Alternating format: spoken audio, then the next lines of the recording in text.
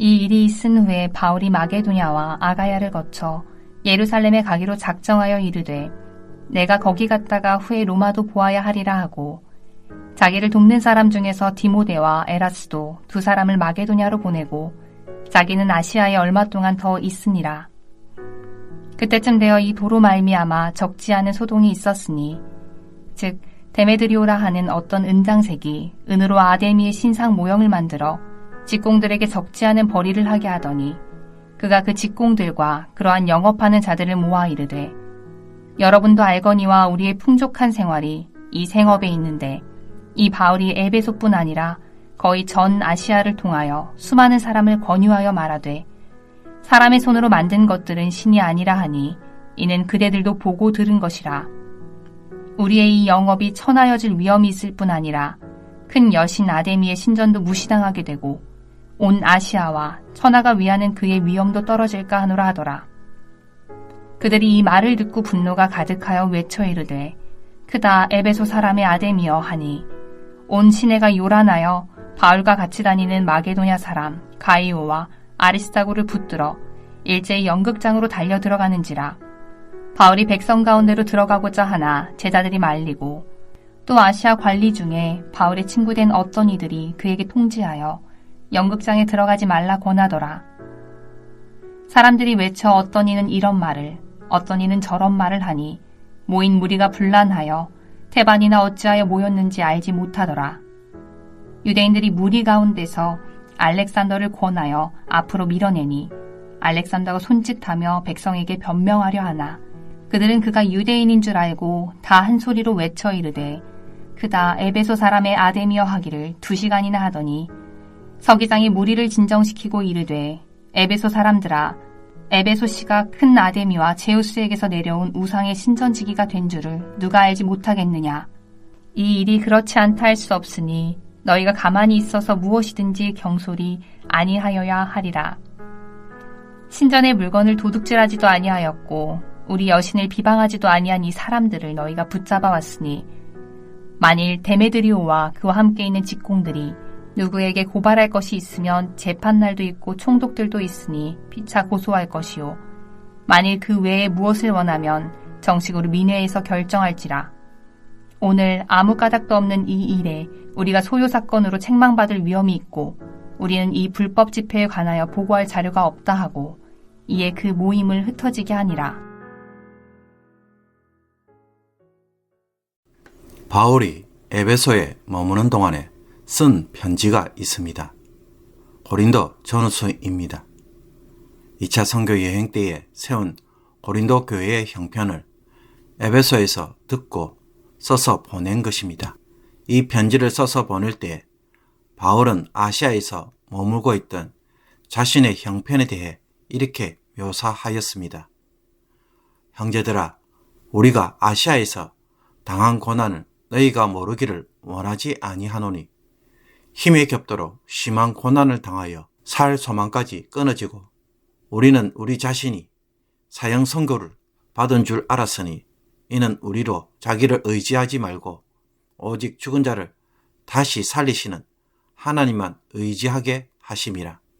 사도행전에서 누가는 사도 바울이 복음을 전하면서 얼마나 많은 고생을 하였는지에 대해서는 거의 언급을 하지 않습니다.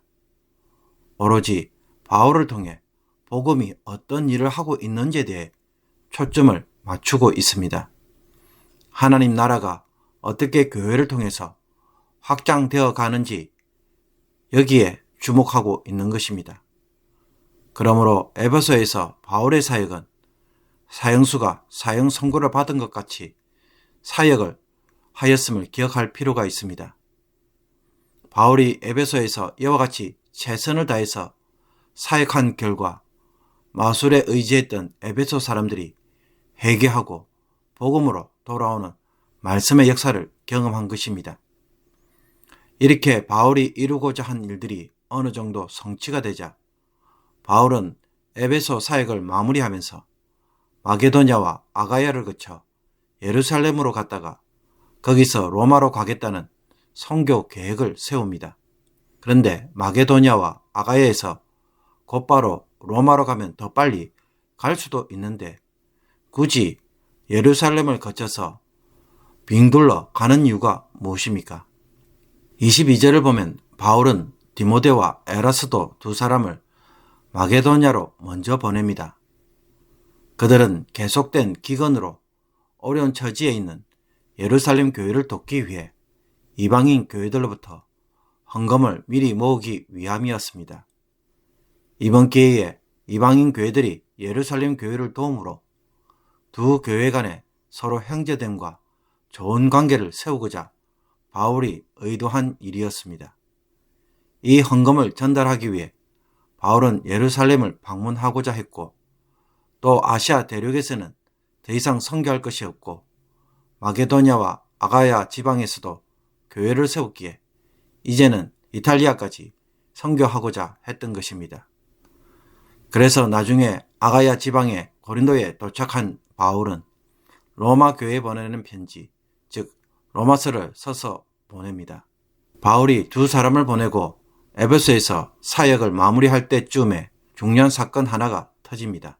이것은 에베소 지역을 장악하고 있던 악한 영적 세력인 아데미 신전과 관련된 일이었습니다.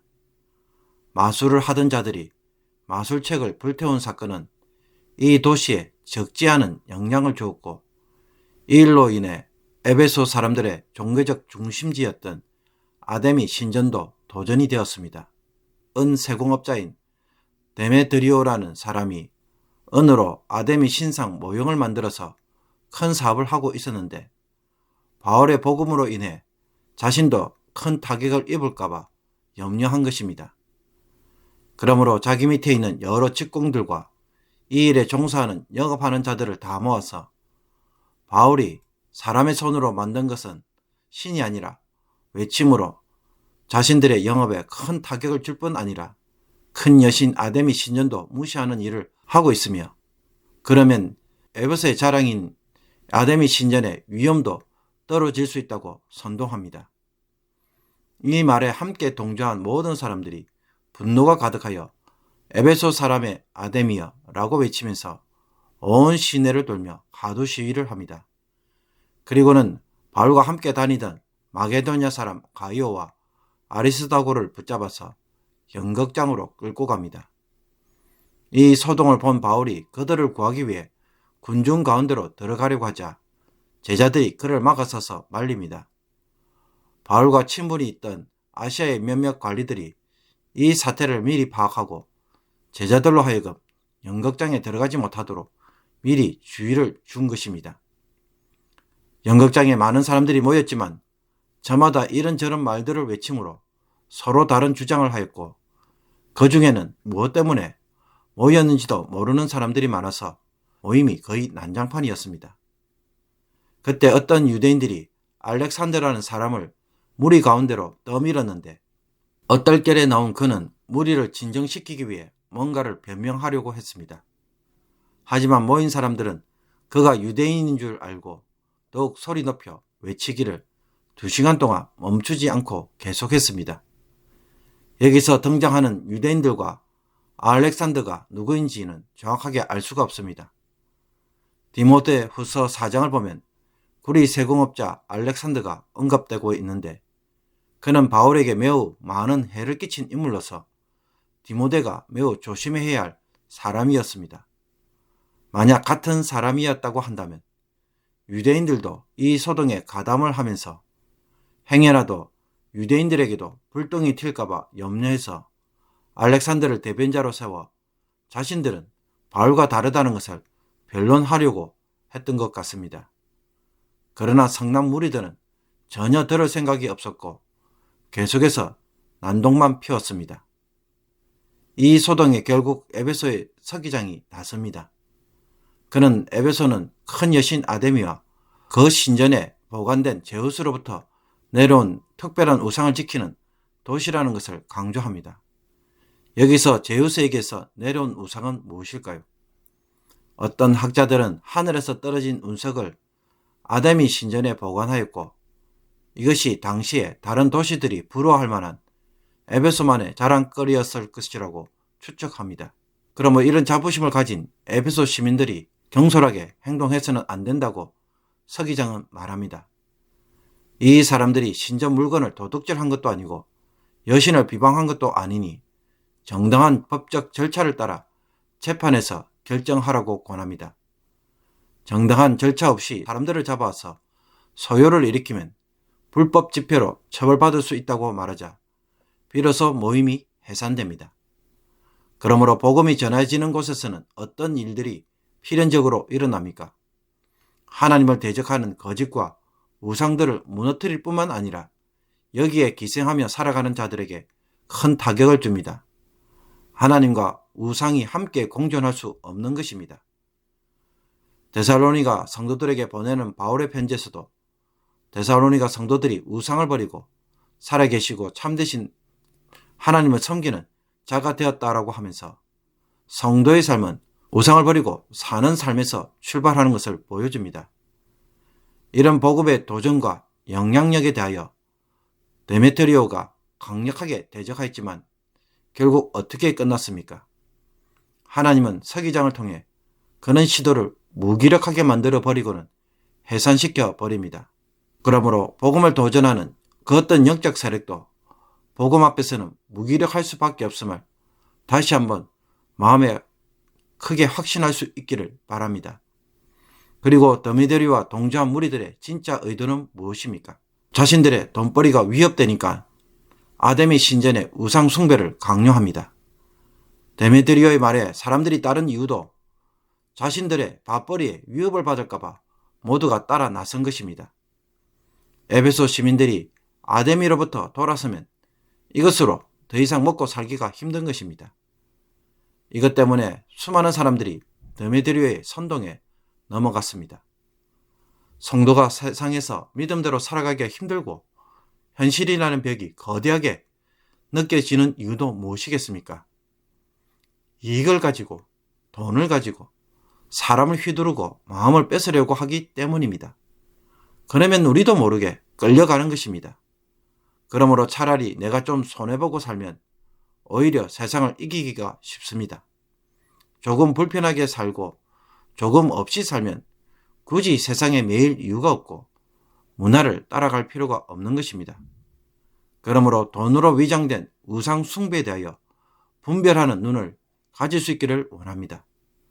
욕심에 집착함으로 자기도 모르게 우상 숭배에 빠지는 일이 없도록 말씀으로 잘 판단하고 가룟 유다가 은 30에 예수님을 파는 것처럼 우리의 믿음을 자금 몇 푼에 파는 일이 없도록 오늘도 살아계신 하나님을 온전히 섬기는 성도가 되기를 주님의 이름으로 축복합니다.